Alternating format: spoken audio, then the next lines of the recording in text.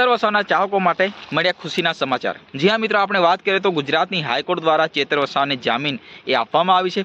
ચેતર વસાવા ટૂંક જ સમયની અંદર જેલથી બહાર આવશે અને જેલથી બહાર આવતા જે કેસનો આખો મામલો છે એ તમામ જે મામલે ચેતર વસાવા આખી પૂરી ડિટેલ એ લોકોને જનતા સુધી પહોંચાડશે। કારણ કે ચેતર વસાવાને અનેક પ્રકારના કેસમાં ક્યાંક ને ક્યાંક ફસાવવામાં આવ્યા છે। એ રીતના અનેક પાર્ટીઓ દ્વારા જે વાતો મૂકવામાં આવી છે, પરંતુ ચેતર વસાવા ખરેખર ગુનો કર્યો છે કે નહીં એ તો ચેતર વસાવા જેલની બહાર આવતા જ એ તમામ જે આખા ગુનાની જે ડિટેલ એ આપવામાં આવશે અને ક્યાંક ને ક્યાંક ચેતર વસાવા હજી સરકાર સામે વધુ મજબૂતાઈથી લડશે કે પછી ભારતીય જનતા પાર્ટીમાં જોડાઈ જશે એ પણ જેલથી બહાર આવતા જ આપણને ખબર પડશે। જે રીતના ચેતર વસાવાને ક્યાંક ને ક્યાંક ભારતીય જનતા પાર્ટી એટલે ચાલુ સરકાર ચાલુ સત્તા પક્ષ દ્વારા જે ઓફર આપવામાં આવી રહી છે જેલની અંદર પણ કે ભાઈ ચેતર વસાવા ભાજપમાં જોડાઈ જાય તો એમને મંત્રી પદ એ આપવામાં આવશે અને ક્યાંક ને ક્યાંક ભરૂચ જિલ્લામાં એમનો જે ભારતીય જનતા પાર્ટીનો મોટો ચહેરો ઊભો કરવા માટે અહીંયા ભારતીય જનતા પાર્ટી પૂરી તાકાત લગાવી રહી છે। પરંતુ ચેતર વસાવા ખરેખર આ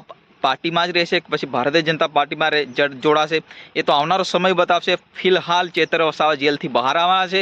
અત્યારે ટૂંક જ સમયની અંદર ચેતર વસાવા જેલથી બહાર આવવાના છે, કારણ કે ગુજરાતની હાઈકોર્ટ દ્વારા એમને જામીન આપવામાં આવી છે। ચેતર વસાવા જે બરોડાની સેન્ટ્રલ જેલ ખાતે પોતે જેલવાસ ભોગવી રહ્યા હતા, પરંતુ ચેતર વસાવા હવે જેલથી બહાર આવી જશે, કારણ કે એમની સાથે ગયેલા તમામ જે આરોપીઓ જેલથી બહાર આવી ગયા હતા એમને તમામને ક્યાંક ને ક્યાંક છોડાવવામાં આવ્યા। ત્યારબાદ ચેતર વસાવા જે કેસનો મેન ખેલાડી ગણાતો ચેતર વસાવા અત્યારે જેલના હવાલે છે, પરંતુ એ પણ ટૂંક સમયની અંદર જેલથી બહાર આવવાના છે। અને ક્યાંક ને ક્યાંક વાત કરીએ તો ભરૂચ, નર્મદા અને આખા ડેડિયાપાડા જિલ્લામાં ડેડિયાપાડાની એરિયામાં ચેતર વસાવાની જે લોકપ્રિયતા એટલી વધુ જોવા મળી છે, કારણ કે ચેતર વસાવા અવારનવાર આદિવાસીઓના મુદ્દે લડતા અને ક્યાંક ને ક્યાંક ડેડિયાપાડા પૂરતા નહીં પરંતુ આદિવાસી જે જનતા છે, આદિવાસીની જે આખી પબ્લિક છે એ છોટાઉદેપુર, દાહોદ, ગોધરા હોય કે પછી ટ્રાઇબલ એરિયાના તમામ જે આદિવાસી જે લોકો છે એ ચેતર વસાવાને ફૂલ સમર્થન આપી રહ્યા છે, કારણ કે ચેતર વસાવા આદિવાસીના હક અધિકાર માટે એ લડતા રહ્યા છે અને ક્યાંક ને ક્યાંક એમનો એક